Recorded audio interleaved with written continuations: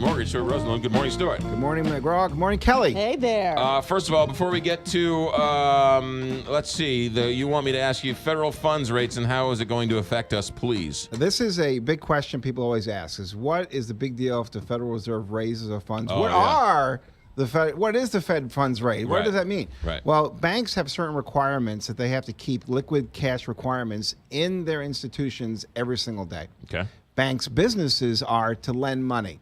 They want to lend as much as they can because that's how they make the interest, and that's how they earn a living. Right. Well, they have a problem at the end of the day. If they lent all their money and there's not enough cash in the bank, they have to go borrow the money and have the cash put in the bank, so they follow through with the regulations of having a certain amount of cash reserves in case there's a mass undertaking to take out cash out of the bank. Sure. So they borrow between each other. That's called the benchmark rate. And the Federal Reserve basically sets that rate as what it's going to be from one bank borrowing from another. If they raise those interest rates, then what do they have to do to all us normal people out in the street? They have to raise those rates because it's costing them more money to borrow every single from day to day, i.e. if you have home equity lines of credit, if you have credit cards, which all of us do, and you keep balances on those cards or you keep balances on those lines of credit, come next week when the Federal Reserve is meeting, they may be raising those rates, and guess what's going to happen to your cash flow? They're going to start going up. Okay, so how does that affect the housing markets, the housing rates? Ultimately, it trickles down to regular 30-year and 15-year fixed rates. So it's going to start with credit cards. It's going to start with those variable rates that don't have any caps, credit cards, home equity lines of credit, and ultimately you'll see mortgage rates go up as well. Because if I'm swiping my $50 dinner tonight, that's a variable number. I'm borrowing it today or the next couple of days, so the bank then has to go out and get the $50 from somewhere.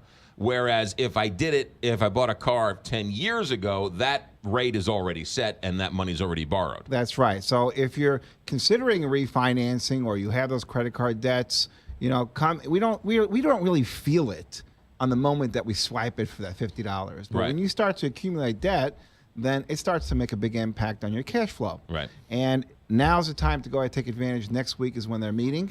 They're going to raise it. Now, this is important. This gets back to what you say now, or I say, is that everybody has the same rates more or less, and that's because they all get it from the same people more or less. Yeah, pretty much it's a secondary market transaction. If you own a home, you know that your mortgage is transferred from one lending institution to the next, and unfortunately you don't have impact or decision whether you want that to happen. But the rates are basically the same. We have the best of the best because of our quality that we trade with. Right. And so since we have high quality and we're high performance, we get the best rates that are out there. And the best of the best rates are maybe an eighth of a percent more less than everybody else. An eighth, a quarter. There are some crazy mortgage companies out there that are charging a whole percent just to take advantage of people. Right. But generally, it's an eighth or a quarter% difference. Right. Which is, so when I say, hey, they all have basically the same rates, you win because you don't charge any fees. There's no fees at all. If you're refinancing your loan and your mortgage balance is over $150,000, or we're lending you more than $150,000, it will cost you nothing. If you're buying a home and you're shopping where are you going to get the best deal, besides the fact that you have somebody now that has accountability, you're going to have a loan that has absolutely no lender fees. Now, when you say no lender fees, do you mean like no appraisal fees? On the refinances, there's no appraisal, there's no title, there's nothing. That's why we call it the bagel loan. What about the fee to check my credit that I always pay? Nothing. No fees? Zero. When you say no fees, do you mean like no fees? I mean like no fees. Say that again? That's a question I get frequently. I know. That's why I keep asking. They call me up. They say, hey, there's no fees. How much do I owe you? And I'm like, there's no fees.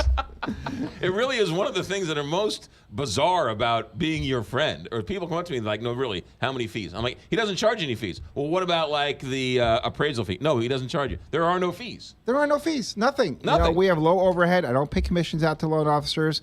We pass those savings along to you. No fees, but you do have a phone number. 314-324-4440, or just Google Bagel Loan. Or Stewart'sAMC.com. No fees. No fees. How hard can it be? No fees. Call them. Save money. Stuart, have a good week.